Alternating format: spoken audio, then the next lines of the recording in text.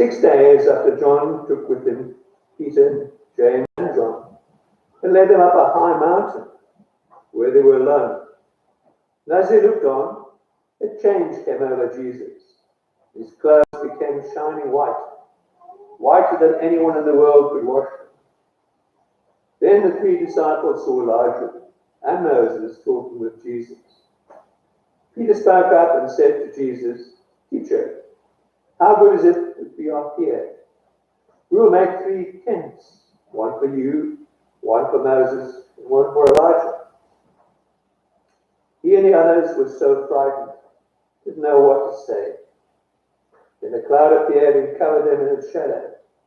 And a voice came from the cloud, "This is my own dear son. Listen to him." They took a quick look round, but they did not see anyone else. Only Jesus was with them. As they came down the mountain, Jesus ordered them, "Don't tell anyone what you have seen until the Son of Man has risen from death." This is the gospel of Christ. Praise to Christ our Lord.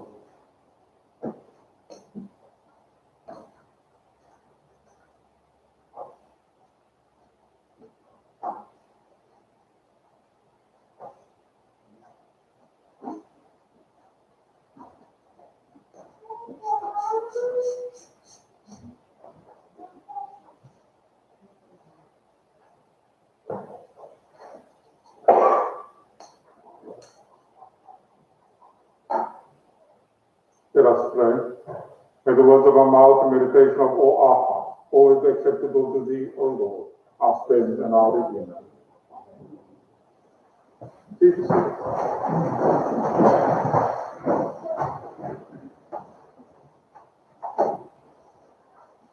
It's good to see you even just behind the mosque there. There's just a few preliminary things that we need to remind people of.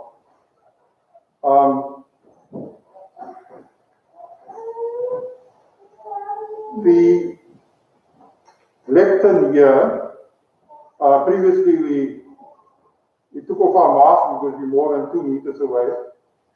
The bishop just gave directive and say that we should not take off our masks, even through the whole duration of the service, including those who are in the service field, the lay ministers, the celebrant and the preacher. It's very difficult to do that.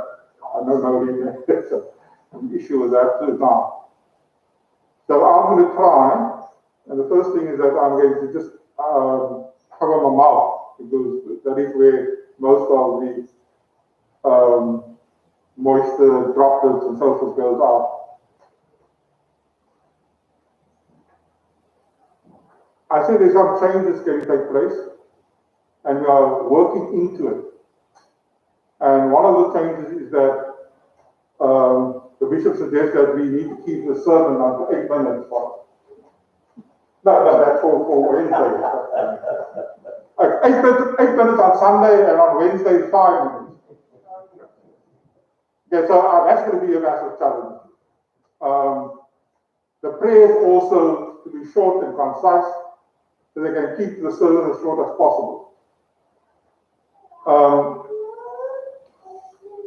As Anglicans, we are very ceremonial, and there are certain things that we do automatically.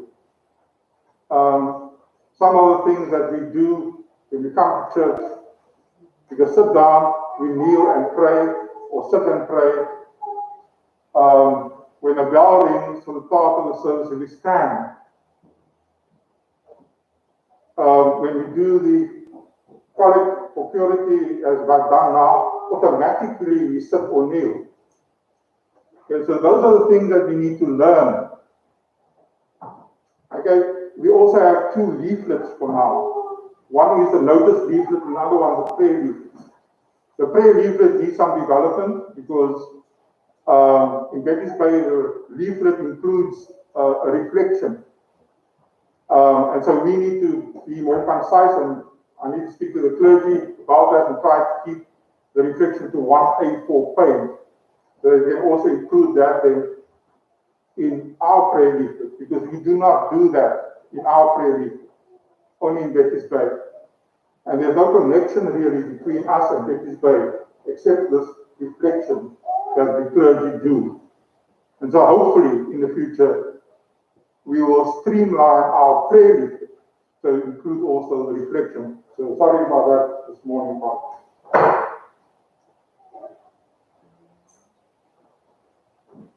Please continue to pray for all those on the prayer list, our clergy included. And please keep in your prayer Father Gerald, who is in Betty's Bay, and Reverend Elise, who is here in Gordons Bay. Now, let me start and try to find out if I can finish in 8 minutes. Today is V-Day. You know? Don't you know it's V-Day today? V-Day, Valentine's Day. And so happy Valentine's Day to all of you this morning. Today is also to be a very scary day. It was supposed to be V-Day today. V standing for vaccinations, because today was supposed to be the rollout of the national vaccine. Okay, we live in South Africa, so I'm not going to comment further on that. The V stands for victory. Victory over war. And we are in a war against an unseen enemy called COVID-19. And so the V then stands for peace. Victory after war. And so in general, if people make this sign, then they basically also mean peace. And so those who are born in pre-1960, the flower children, Vietnam and Vietnam wars and all other wars, they know these signs. Mr. Russ, you know the sign, peace. And so,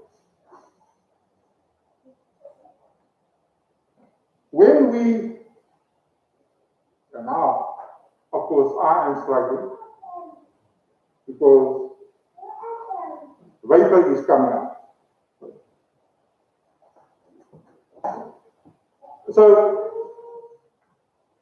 our fight against this unseen enemy called COVID, we do this by not living in fear, not being frightened, afraid. Today is also called Transfiguration Sunday because our gospel, usually on the last Sunday of Epiphany, is the reading of the Transfiguration. It is good to see you today. And COVID has made us so cautious, so careful, and for some, so scared. The mindset is being afraid, frightened. So as I welcome you here in the service this morning, hear the words of Jesus that Jesus often tells us, do not be afraid. In our cycle this morning, our year cycle is cycle B, and it starts with the gospel according to Mark. One of the outstanding features of Mark, whom some scholars believe is the first of the synoptic gospels written, is the feature of the Messianic secret. To keep secret that Jesus is the Messiah. The original ending of Mark is Mark chapter 16, verse 8. It's a very strange ending. It says, it's a conclusion of the women fleeing from the tomb. And so it says the following. Say nothing to anyone, because they were too frightened. So that gospel ends with the word frightened. The gospel reading on Transfiguration this morning also contained these words. And scholars believe that it is inserted to try to explain the behavior of Peter. Mark chapter 9, verse 5, it says, Peter said to Jesus, Rabbi, it is good for us to be here. Let us put up these 3 shelters, one for you, one for Moses, and one for Elijah. He did not know what to say. They were so frightened. And so, many of us, me and you, are living lives that speaks about this life of being afraid, frightened. It is not the life Jesus brings. This is not the transfigured Jesus and the life of Jesus that Jesus brings to us today. There are times, of course, in our life that we look around in wonder. Is this all there is? Sometimes it is just a passing question. At other times, of course, it is a season of our life. We look at our life, our circumstances, and we want more.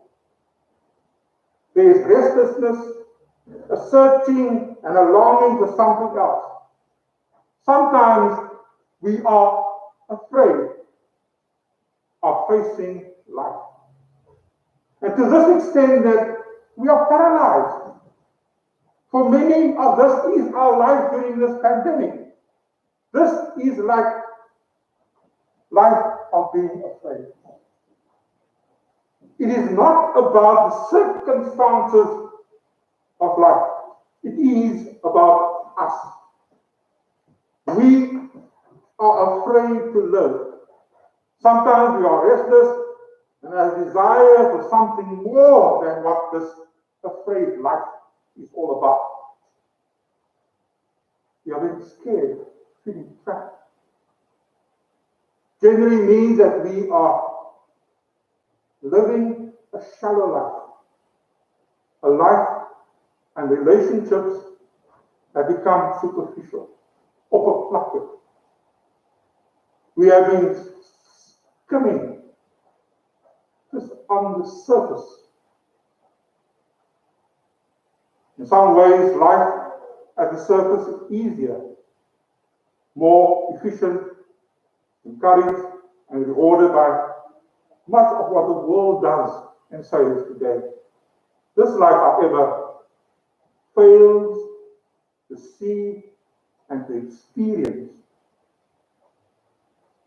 that what the world is already transfigured, and the whole of creation is filled with the divine light, the divine transfigured light, which is Christ.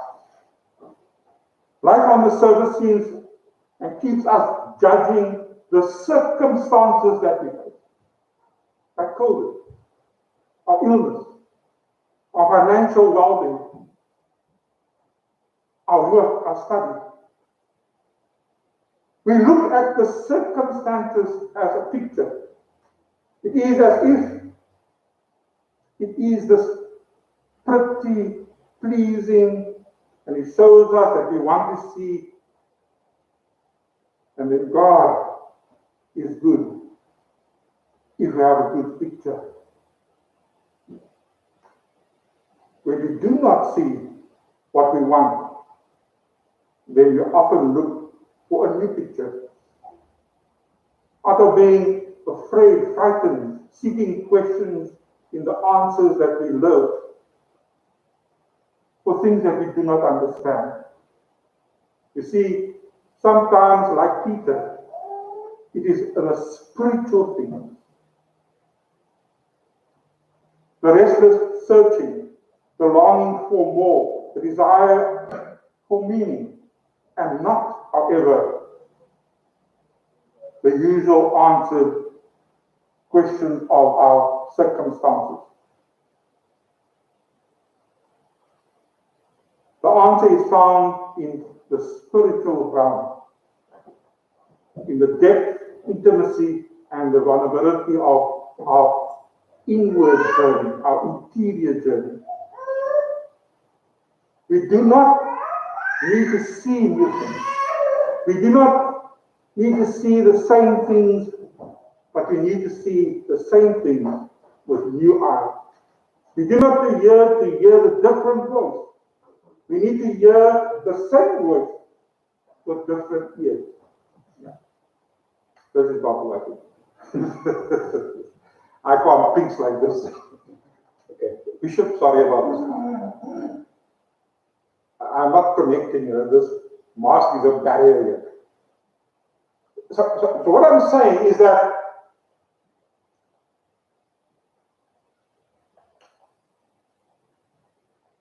this restless feeling, Peter had the same feeling when he said, let us keep this here to myself. And so on a spiritual realm, we do the same. We usually ask and get answers by changed circumstances.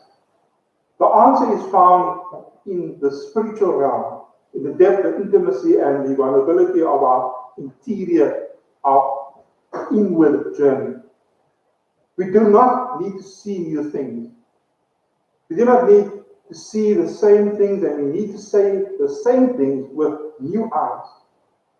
We do not need to hear with a different voice. We need to hear the same voice with different ears. We are not and do not need to escape the circumstances of our life.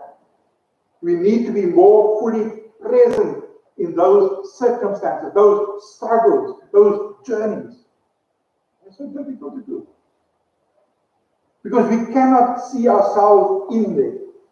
We want to blame the circumstances that led us to where we find ourselves. When this happens, life is no longer lived at the surface of a bucket. These are the transfigured moments when the picture of our life becomes a window into a new world, a transfigured world. We so often see this radiant new world and we come face to face with the glory of God. You see, Christ, as He originally is, as He always is, this dazzling light. Our New Testament reading says it this way, 2 Corinthians verse 4, it says, and even if our gospel is veiled, it is veiled to those who are perishing. The God of this age has blinded the minds of unbelievers so that they cannot see the light of the gospel that displays the glory of Christ, who is the image of God. That radiant, transfigured image of God. So what do we do? What do we do? Most of us try to see God in the circumstances of life. We want God to show up, to be present, and to do something. This is the God who does. This is the God who is described in Mark's Gospel up to the point of today's reading. And so, yes, of course, we might think that about this, the first part of the spiritual journey is a journey of discovering God in the circumstances that we find ourselves. This is what the disciples have been doing. It's obvious. This is what the disciples were doing and experiencing. They have seen Jesus cast out demons. They see Jesus healing Peter's mother-in-law. They see Him cure the sick, cleanse the leper, made the withered hand new and strong, rise the paralytic, blind to see, and thousands of faith. At some point, we must, however, begin to discover the God who is beyond our own circumstances. This is the God who is. This is the second part of the spiritual journey. Jesus then leads Peter into that journey. So marvelously with John and also with James. Up the mountain to discover the God who is beyond circumstances. And there is a picture of life's circumstances. And this picture will become windows by which they move into the depths of God's light, God's light, and God's love. It is on this mountain they saw Jesus transfigured before them, and his clothes became dazzling white, such as no one on earth could bleach them. The cloud overshadowed them, and the Father's voice spoke of his beloved Son. Peter wants to build a dwelling place. He wants to frame Jesus, Elijah, and Moses. It is good for us to be here, he says, and he wants to preserve it. He wants to keep it. He wants to make this picture here for him. Sometimes pictures teach us our spiritual minds are. Pictures, however, are only static. On the Mount of Transfiguration, our pictures of our life circumstances became windows through which we can step into a new world, a new way of seeing, a new way of hearing, a new way of being. That is what happened to Peter, James, and John. Jesus did not suddenly light up and become something he was not. No. What happened? Their eyes opened up. They were healed. So they saw Jesus as he truly is. So it wasn't circumstances. It was them. Just like us. We face every day. It's not the circumstances around us. We see the same ordinary Jesus. But Jesus comes and tells us that is not who God is. See who he really is. It is not the circumstances that have changed. It is us who now see Jesus more radiantly. Many years ago, about 25 years ago, I ministered to a person with HIV/AIDS, and she was dying. And on our last days, we laughed and cried, and what a time just to be present with her. Then, just before her death, she says that she has a spiritual experience. She sees visions and hears voices. And she asked, is this real? I told her, yes, it is real. This is real. You see, she started this journey of knowing who Jesus is. And she is then already healed in her seeing and touching, experiencing, and encountering Jesus, the truth. You see, her circumstances didn't change. She had a new spiritual sense of who Jesus is. The vision, the light. And this then is what Jesus is trying to tell us here today. Oh, my daughter, you are beloved. You are sick, your circumstances, and in that circumstances, with AIDS, be it with cancer, be it with anything, you are beloved. Your circumstances have not changed.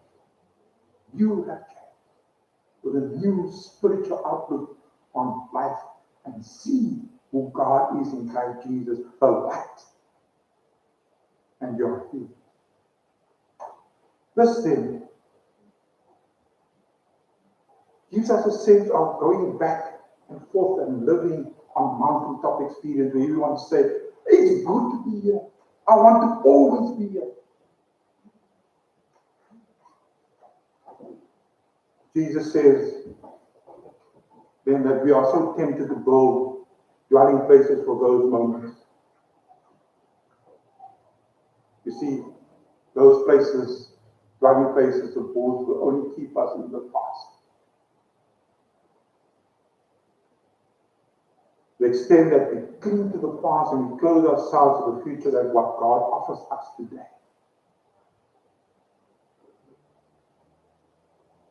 Transfigured moments change us, yes. But it also keeps us. It also sustains us. It also prepares us, encourages us, and strengthens us, and guides us to the future, regardless regardless of the circumstance that we find in our life. We hold to that mountaintop experience because we know the real and we saw the real Jesus. This then is what God offers, to see the real Jesus and not be afraid. Who of you are afraid today? Who of you want to see and not be afraid and meet this transfigured Jesus?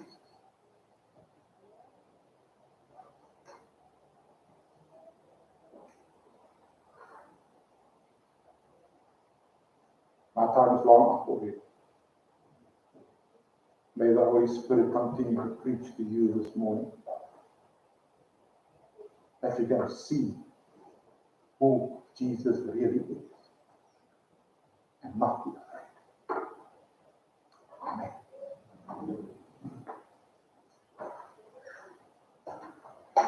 You don't report me now to the bishop.